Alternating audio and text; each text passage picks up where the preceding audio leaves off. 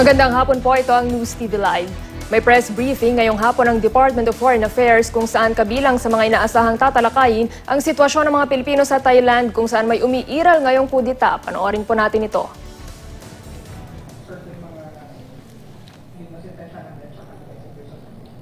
Yeah. Yung isa state-owned company and yung dalawa tatrabaho sa isang military base.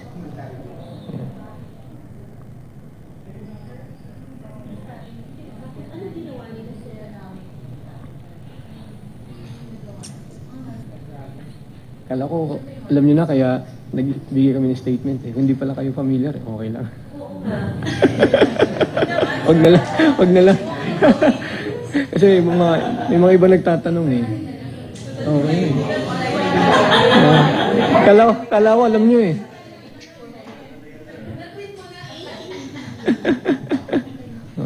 Kalimutan nyo na.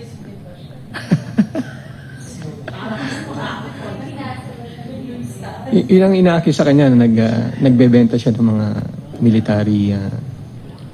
Basahin nyo lang online. Wala. Anyway, kung hindi niya alam mo, hindi na bale.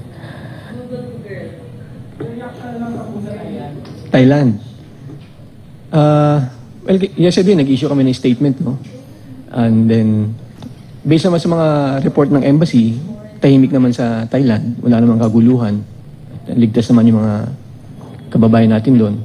So, nireport ng embassy at 4 o'clock magbibigay yata ng statement yung head yung army chief na nag-head ng coup. So, abangan natin kung ano nilalaman ng statement niya.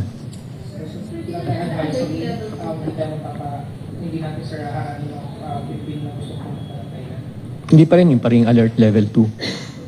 Level 2, yung ban on deployment ng mga OFWs with new contracts, pero hindi yung mga balik manggagawa.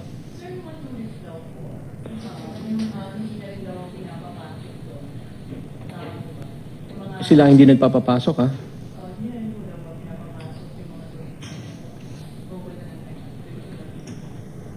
Meron ba tayong ganun? Wala, no?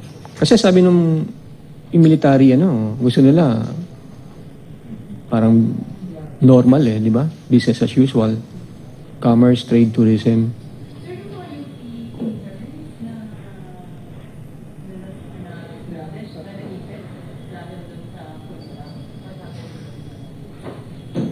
UP interns. Wala pa kaming ganung report na natatanggap.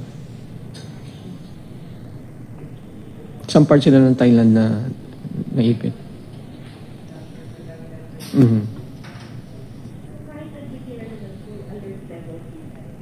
Oo.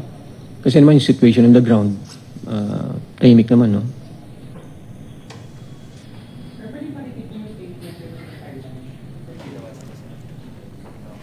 Yung kahapon?